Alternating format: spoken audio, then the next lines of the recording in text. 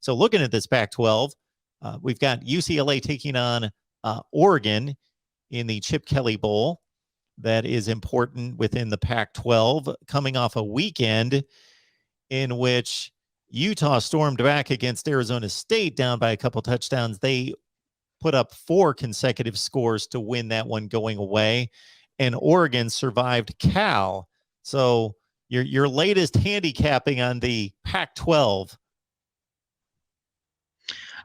So I think you have to make Utah the favorite in the South. I mean, after beating Arizona State, and Utah gets UCLA at home on October 30. So Utah can consolidate its Pac-12 South lead. Now, of course, Utah has that tricky little road trip to Corvallis this week to play Oregon State. Classic trap game coming off the Arizona State game, the potential look-ahead factor to UCLA the next week. So Utah has to get through Corvallis. But if it can do that, then beat UCLA on the 30th, then the Utes enter November with a cushion in the South. So it's clearly their division to lose now.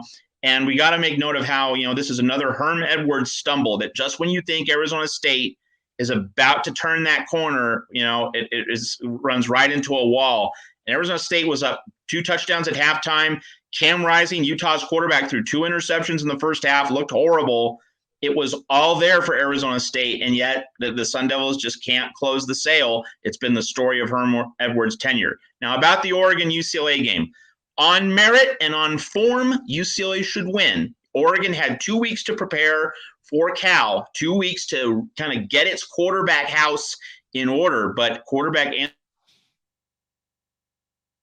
Anthony Brown played another subpar game. He's really holding the team back. Oregon is getting some other players healthy for this game, but if Brown continues to play at a mediocre level, Oregon is begging for a few extra losses. But the counterbalance is, when does UCLA finally step through the threshold and answer the call in a big moment? Remember, on a national level, Tennessee and Nebraska are the programs that get the most publicity as, going forever without a conference championship. Tennessee, Nebraska, not since 99. Tennessee, not since 98. UCLA's right there. UCLA's last conference title was 1998. And the Bruins also have a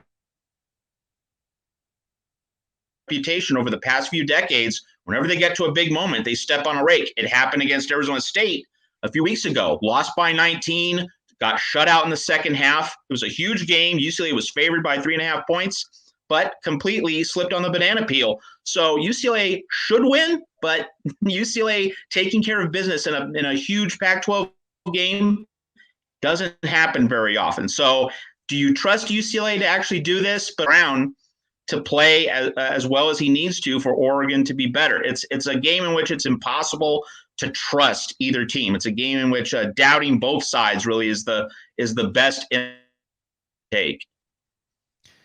I believe that those 3 top teams are inseparable when it comes to talent, ability, et cetera, but who do I trust? Based on track record, I trust Kyle Whittingham and the Utah bunch.